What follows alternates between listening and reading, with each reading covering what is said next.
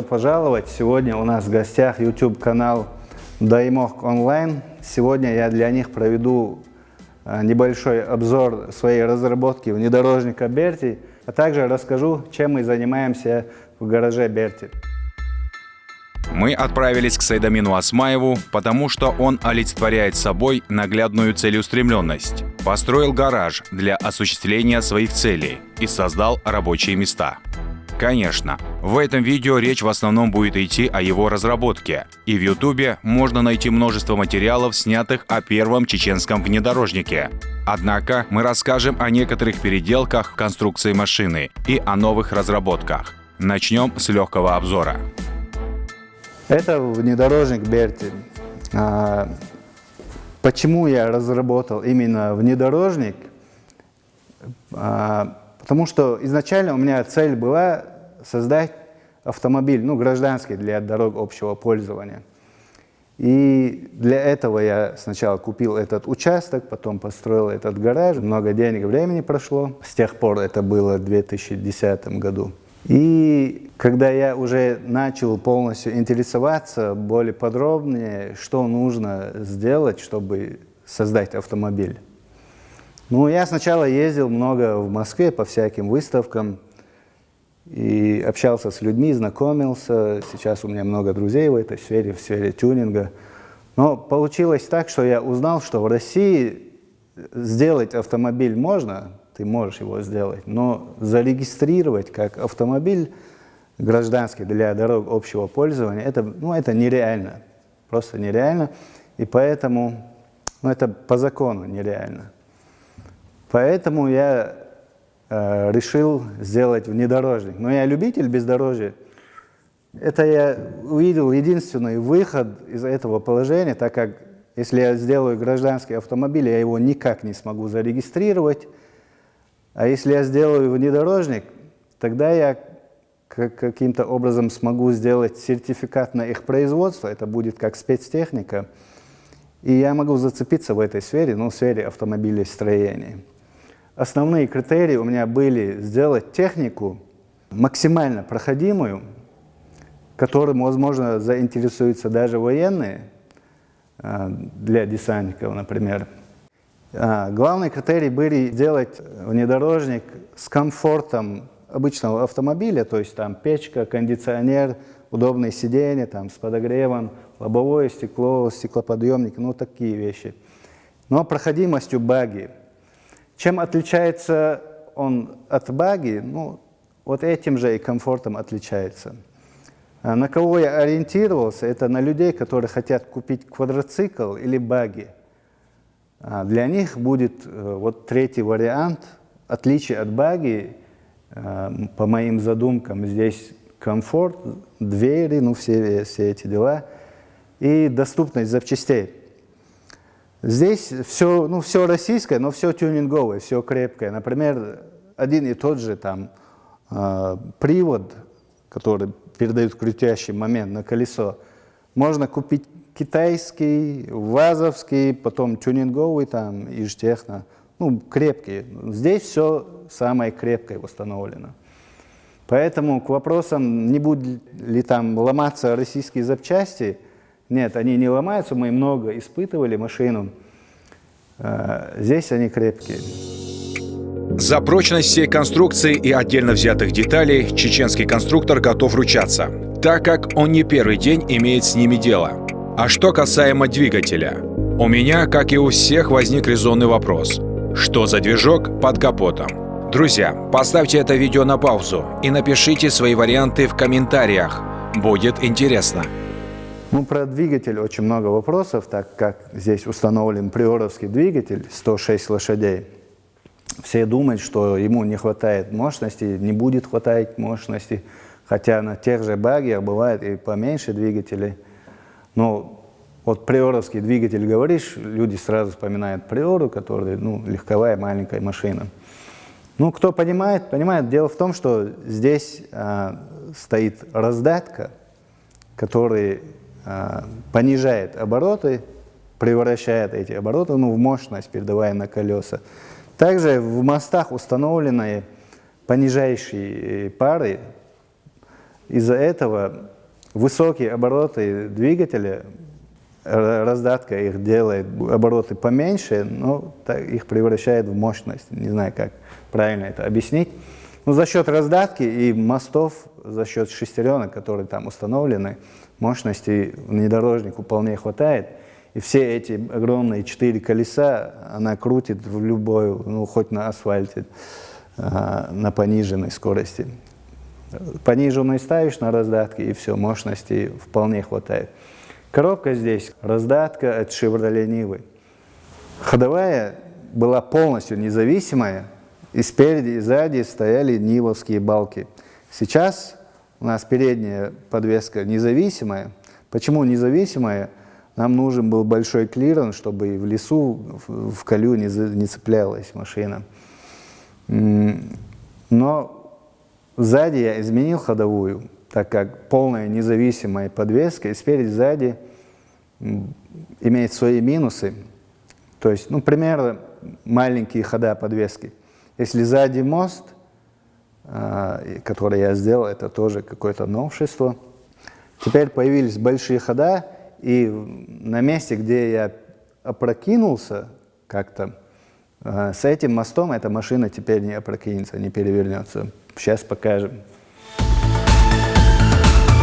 Вот тот момент, когда на очередном испытании Берти лег на бок. Во избежание подобного и было принято решение пересмотреть вариант независимой подвески на цельный мост.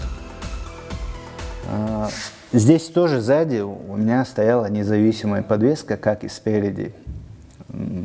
Клиренс был, но были свои минусы, были маленькие хода подвески.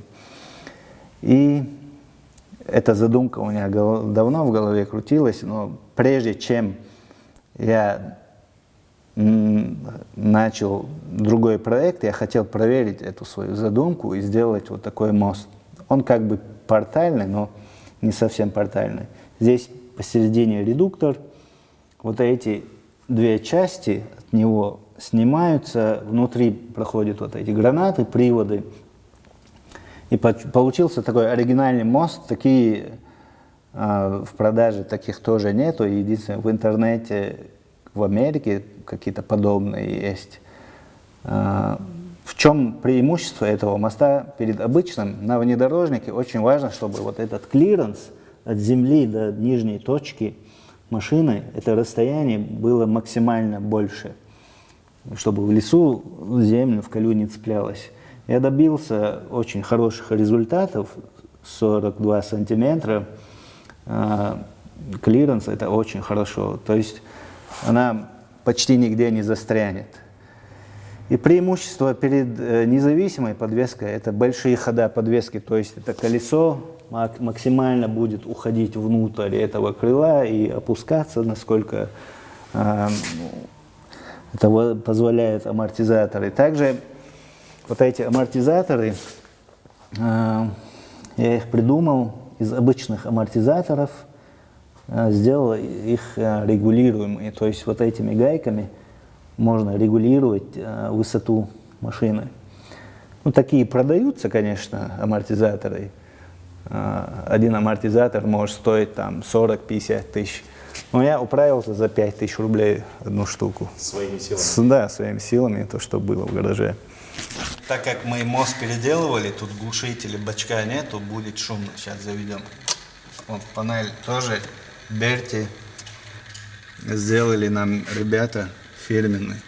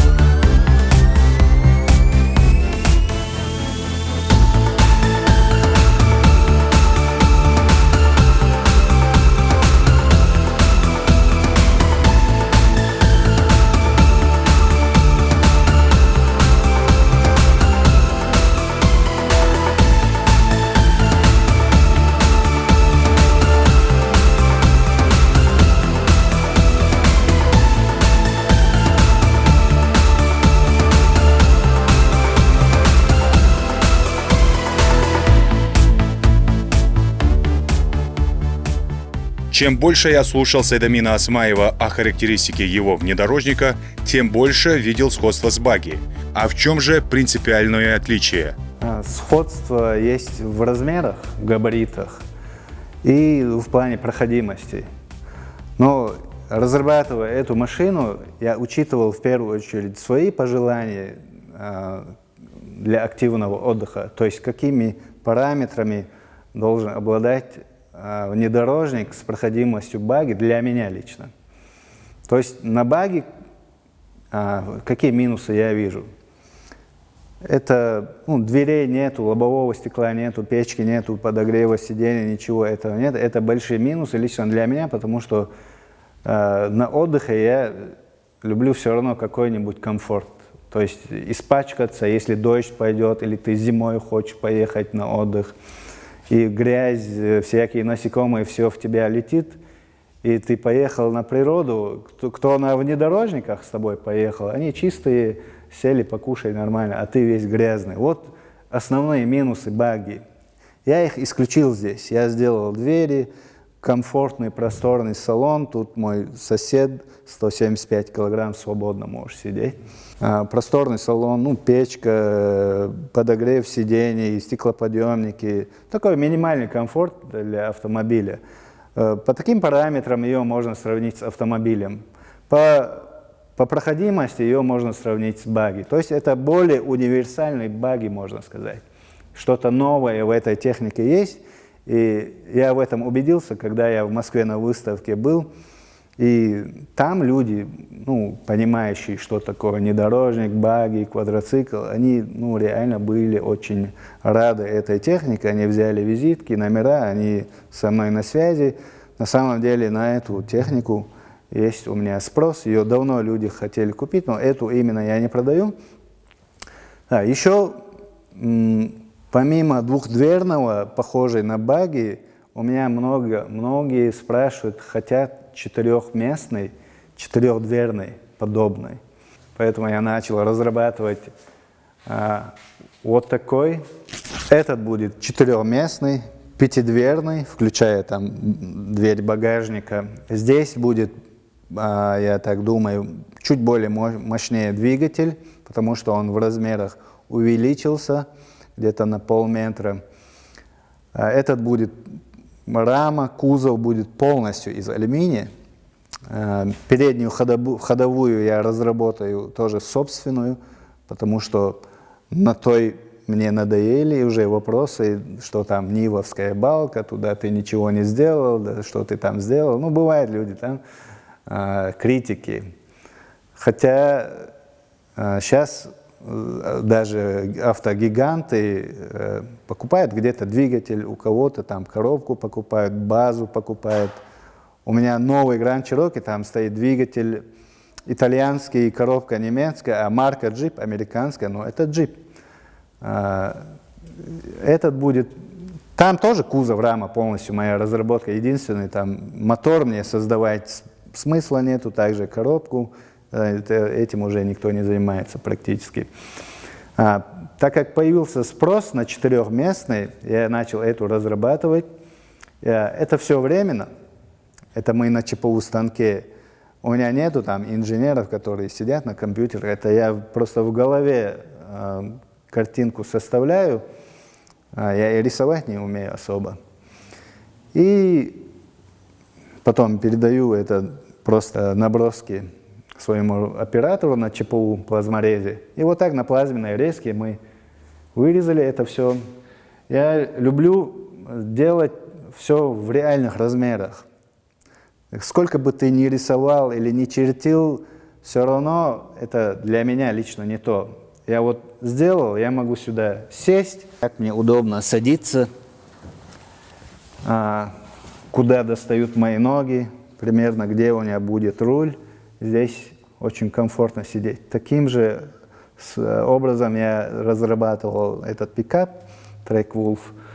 Для меня вот так более понятно, чем даже 3D-моделирование. Если бы я умел, я бы моделировал, конечно. Но для меня вот так более понятно. То есть я, может, из старой школы, мне вот так удобно. После посещения разных автомобильных выставок, тогда еще будущий конструктор понял главную суть. Предложение рождает спрос. Отчасти руководствуясь этим принципом, он создал свою первую машину, на которую ушло немало времени. И вот на очереди новая модель. За какие сроки можно ее собрать, учитывая опыт предыдущей сборки?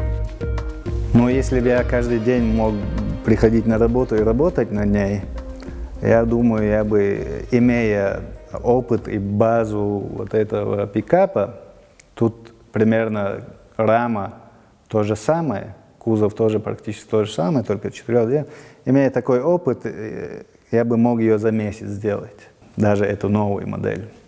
Но вот этот пикап такой же, я с легкостью смогу за месяц с нуля сделать полностью готовый. Потом у меня в планах делать их, 3 штуки в месяц. На них тоже есть спрос. Если бы я сделал бы и выставил их, я бы штук 15 бы, наверное, продал их. Сейчас, наверное, все начнут пикапы делать, да?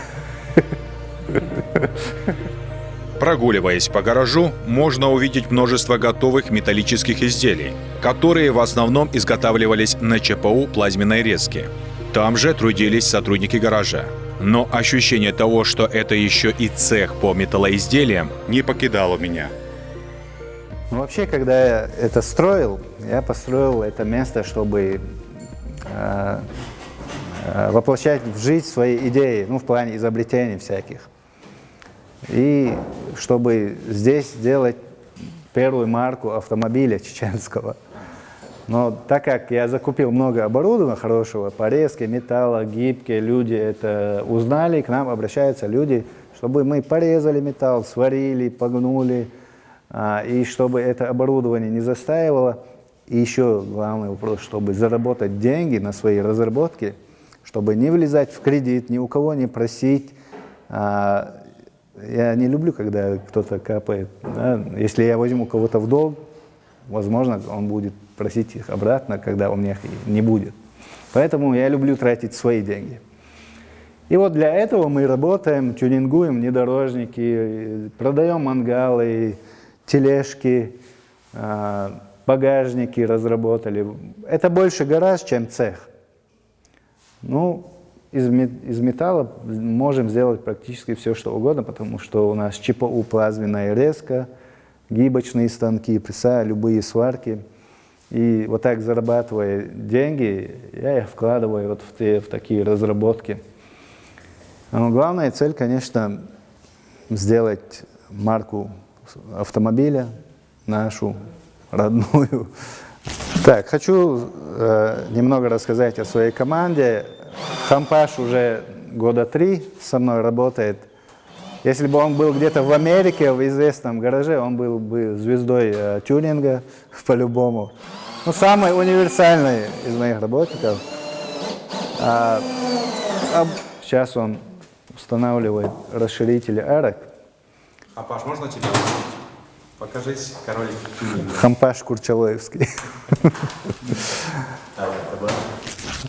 Помощник начальника гаража Хампаши – это Джабраил, 18-летний, энергичный, из Урус-Мартана. Ездит каждое утро, просыпается рано утром, вовремя приходит и вовремя уходит, самое главное.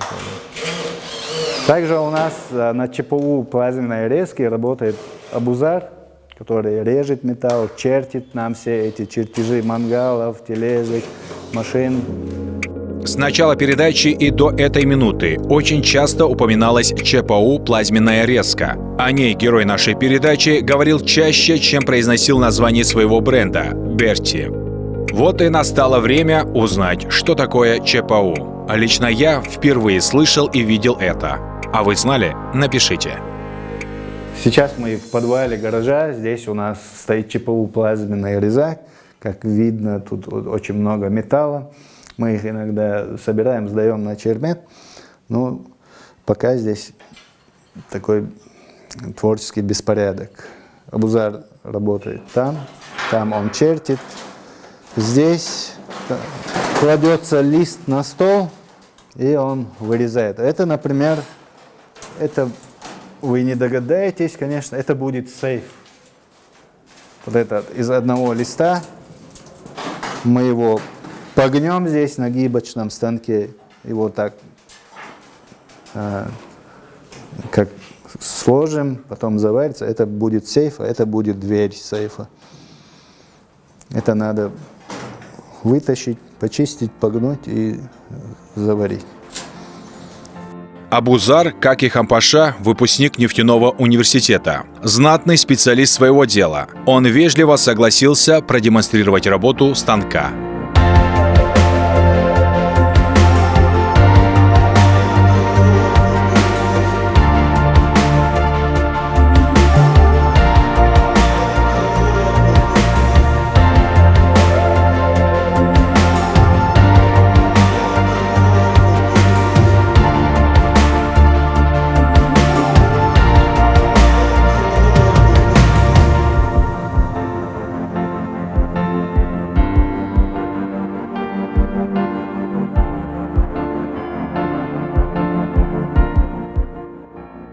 Эта табличка отправляется на шлифовку, а мы идем поинтересоваться у Сейдамина, как возникло название бренда, чем он руководствовался, когда давал имя Берти и гаражу, и внедорожнику.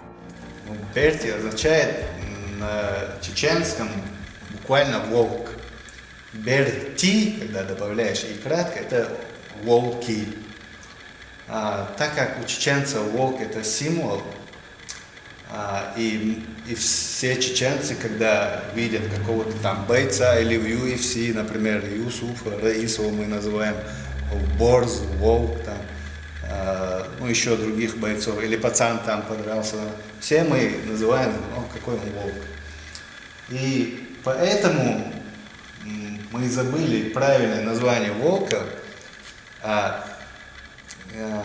как получилось? Берзлой, Эмлой. Смотри, Берзлой – это люди-волки на чеченском.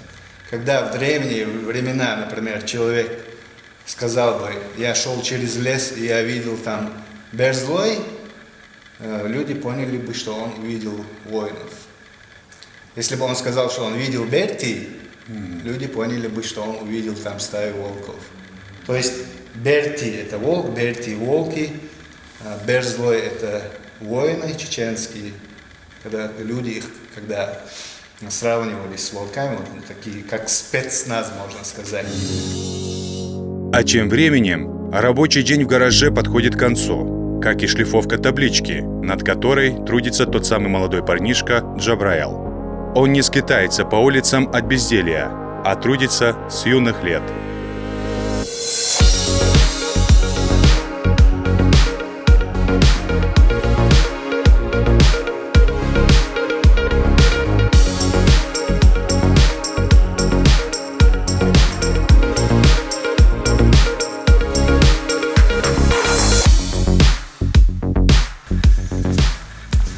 Так, наша команда подготовила такой оригинальный подарок для канала Ремонт онлайн. Я думаю, Иса его повесит